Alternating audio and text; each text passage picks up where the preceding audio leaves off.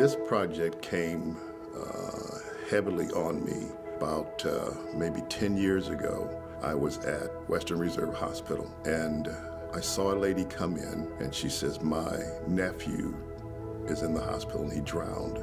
And I knew who she was talking about, and that bothered me then. But really what bothered me was this last drowning of the football player. Tonight, a 14-year-old boy is dead after drowning at Melanie Lake Swim and Event Park in Uniontown late last week.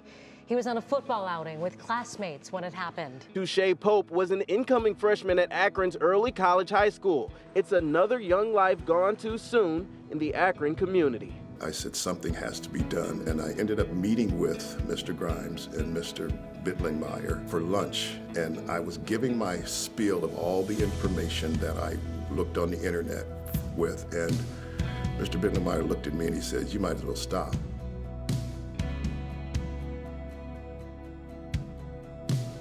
The Safety Around Water program started in 2016 when there was an unfortunate 3 childhood drownings in the first weekend of May, and from there it just kind of springboarded to make sure that we could get as many kids in the water as we possibly could get.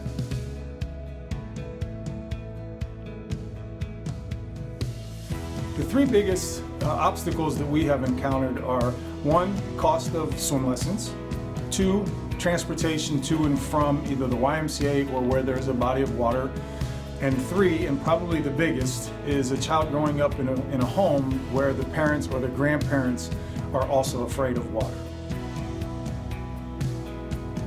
There's one parent, she's like, I was afraid of the water, I'm afraid of the water, so that is why my kids don't know how to swim.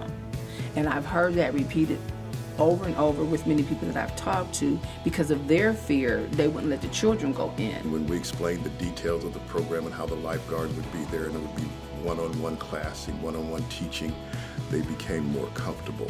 So we were a little nervous, but when we first came, it was so nice. The lifeguards were so helpful.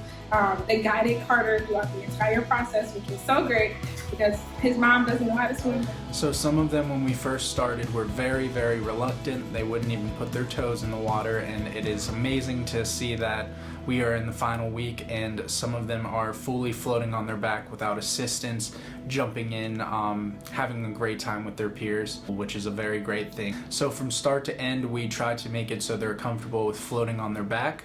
We also try to make it so they are comfortable with jumping into the water, pushing off of the bottom of the pool, and being able to grab the side of the wall and pulling themselves out. We also try to make it so they are at least able to do some form of stroke to get to the side.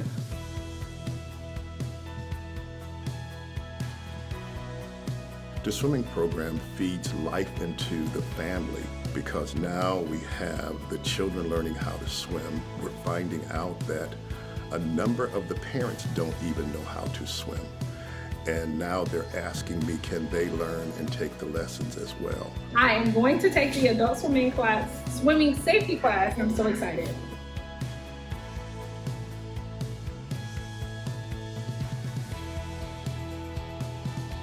My long-term goal is to make sure that we reach every child and every parent that wants to learn how to swim.